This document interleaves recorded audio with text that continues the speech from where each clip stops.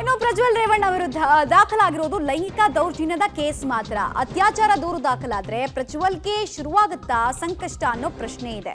ಸಂತ್ರಸ್ತರು ಮುಂದೆ ಬಂದು ದೂರು ಕೊಟ್ರೆ ಸಂಕಷ್ಟ ಕಟ್ಟಿಟ್ಟ ಬುತ್ತಿ.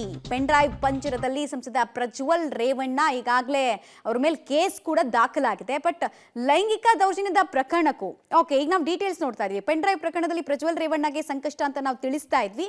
ಆದ್ರೆ ಇಲ್ಲಿ ಒಂದು ವಿಚಾರವನ್ನು ನಾವು ಗಮನಿಸಬೇಕಾಗತ್ತೆ. ಇವ್ರ ವಿರುದ್ಧ ದಾಖಲಾಗಿರೋದು IPC ಸೆಕ್ಷನ್ 354AD.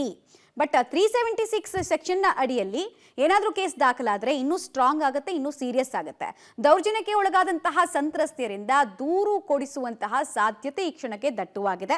ಸಂತ್ರಸ್ತೆಯರು ಭಯ ಇಲ್ಲದೆ ದೂರು ಕೊಡೋದಕ್ಕೆ ಮನವಿ ಮಾಡೋ ಸಾಧ್ಯತೆ ಇದೆ. ಸಾಮಾನ್ಯವಾಗಿ SIT ಟೀಮ್ ಯಾವಾಗ ತನಿಖೆಯನ್ನು ಕೈಗೊಳ್ಳುತ್ತಲ್ಲ, ಸೊ ಅವಾಗ ಒಂದು ಅಧಿಕೃತ ಪತ್ರಿಕಾ ಪ್ರಕಟಣೆಯನ್ನು ಹೊರಡಿಸ್ತಾರೆ. ನೀವು ಏನಾದರೂ ನೊಂದಿದ್ರೆ, ನಿಮಗೂ ಏನಾದರೂ ಸಮಸ್ಯೆ ಆಗಿದ್ರೆ ಬಂದು ಕಂಪ್ಲೇಂಟ್ ಕೊಡಿ, ನಾವು ನಿಮ್ಮ ಭದ್ರತೆಯನ್ನು ನೋಡ್ಕೊಳ್ತೀವಿ ಅಂತ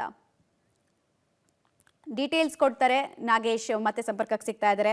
ನಾಗೇಶ್, ಈಗ 376 IPC ಅಡಿಯಲ್ಲಿ ಏನಾದರೂ ಕೇಸ್ ದಾಖಲಾಗಿದ್ರೆ ಇನ್ನೂ ಸ್ಟ್ರಾಂಗ್ ಆಗ್ತಾ ಇತ್ತು, ಇನ್ನೂ ಸೀರಿಯಸ್ ಆಗ್ತಾ ಇತ್ತು. ಸೊ ಈಗ ಇನ್ನೊಂದಷ್ಟು ಜನ ಯಾರಾದರೂ ನೊಂದವರು ಬಂದು ಕಂಪ್ಲೇಂಟ್ ಅನ್ನು ಕೊಟ್ಟರೆ 376 ಸೆಕ್ಷನ್ ದಾಖಲಾದರೆ ಏನೇನು ಪಾಸಿಬಿಲಿಟೀಸ್ ಇದಾವೆ ಮತ್ತು ಇದರ ಸಾಧ್ಯತೆ ಎಷ್ಟರ ಮಟ್ಟಿಗಿದೆ ಅಂತ?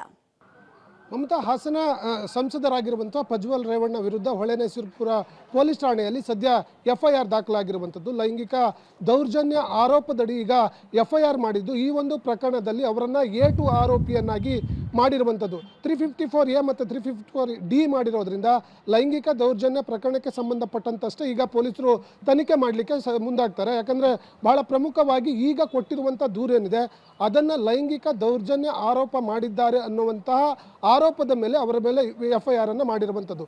ಈ ಒಂದು ಪ್ರಕರಣದಲ್ಲಿ ಬಹಳಷ್ಟು ನೊಂದ ಮಹಿಳೆಯರಿದ್ದಾರೆ ಅನ್ನುವಂಥ ಮಾಹಿತಿ ಈಗ ಇರೋದ್ರಿಂದ ಈಗಾಗಲೇ ಪ್ರಕರಣದ ತನಿಖೆಯನ್ನು ಮಾಡಲಿಕ್ಕೆ ಮುಂದಾಗಿರುವಂಥ SIT ಟೀಮ್ ಈ ಒಂದು ಪ್ರಕರಣದಿಂದ ನೊಂದವರನ್ನು ಮನವಿ ಮಾಡಿ ಈ ಒಂದು ಘಟನೆಯಲ್ಲಿ ನೊಂದವರಿಗೆ ದೂರು ಕೊಡಲು ಮನವಿಯನ್ನು ಮಾಡ್ತಾರೆ. ಅವರು ಕೊಟ್ಟಂಥ ದೂರು, ಒಂದು ವೇಳೆ ಬಲಾತ್ಕಾರವನ್ನು ಮಾಡಿ ನಮ್ಮ ಮೇಲೆ ಲೈಂಗಿಕ ದೌರ್ಜನ್ಯವನ್ನು ಎಸಗಿದ್ದಾರೆ ಪ್ರಜ್ವಲ್ ರೇವಣ್ಣ ಅನ್ನುವಂಥ ಆರೋಪವನ್ನು ಮಾಡಿ ದೂರನ್ನು ಕೊಟ್ಟದ್ದಾದಲ್ಲಿ 376 ಅಡಿಯಲ್ಲಿ ಒಂದು ಪ್ರಕರಣವನ್ನು ದಾಖಲಿಸಿಕೊಂಡು ತನಿಖೆಗೆ ಮುಂದಾದರೆ ಪ್ರಜ್ವಲ್ ರೇವಣ್ಣ ಅವರಿಗೆ ಮತ್ತಷ್ಟು ಸಂಕಷ್ಟ ಎದುರಾಗುವ ಸಾಧ್ಯತೆಗಳು ಬಹಳಷ್ಟು ದಟ್ಟವಾಗಿದೆ ಅನ್ನುವಂಥದ್ದು ಈಗ ತಿಳಿದು ಬರುತ್ತಿರುವಂಥ ಮಾಹಿತಿ.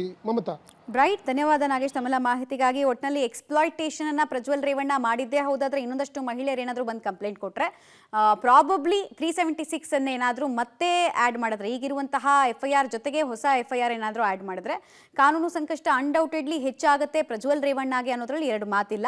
ಮಹಿಳೆಯರ ಪರಿಸ್ಥಿತಿಯ ಅಂದರೆ ಅವರಿರುವಂತಹ ಪರಿಸ್ಥಿತಿ, ಅಸಹಾಯಕತೆ ಇರಬಹುದು ಅಥವಾ ಬೇರೆ ಯಾವುದೋ ಸಮಸ್ಯೆಯಲ್ಲಿ ಇರಬಹುದು, ಅದರ ದುರ್ಲಾಭವನ್ನು ಪ್ರಜ್ವಲ್ ರೇವಣ್ಣ ಅವರು ಪಡೆದಿದ್ದಾರೆ ಅಂತ ಇನ್ನೊಂದಷ್ಟು ಜನ ಮಹಿಳೆಯರು ಏನಾದರೂ ಕಂಪ್ಲೇಂಟ್ ಅನ್ನು ಕೊಟ್ಟರೆ ಅನ್ಡೌಟೆಡ್ಲಿ ಈ ಪ್ರಕರಣಕ್ಕೆ ಮತ್ತಷ್ಟು ಹೋಲ್ಡು, ಮತ್ತಷ್ಟು ಸ್ಟ್ರೆಂತ್ ಅಂತೂ ಸಿಗೋದ್ರಲ್ಲಿ ಯಾವುದೇ ಡೌಟ್ ಇಲ್ಲ. ನೋಡಬೇಕು ಇವತ್ತು ನಾಳೆ ಅಷ್ಟೊತ್ತಿಗೆ ಇನ್ಯಾರಾದರೂ ನೊಂದವರು ನಾವು ಕೂಡ ಇದ್ದೀವಿ ಅಂತ ಮುಂದೆ ಬಂದು ಮಹಿಳಾ ಆಯೋಗದ ಮೊರೆ ಹೋಗ್ತಾರಾ, ಏನು ಕತೆ ಅಂತ. ಬಿಕಾಸ್ ಮಹಿಳಾ ಆಯೋಗದ ಅಧ್ಯಕ್ಷರು ಹೇಳ್ತಾ ಇದ್ರು ನಿನ್ನೆ ಅಷ್ಟೇ 2000ಕ್ಕೂ ಹೆಚ್ಚು ಪ್ರಕರಣಗಳಿದ್ದಾವೆ ಈ ಥರದ್ದು ಅಂತ.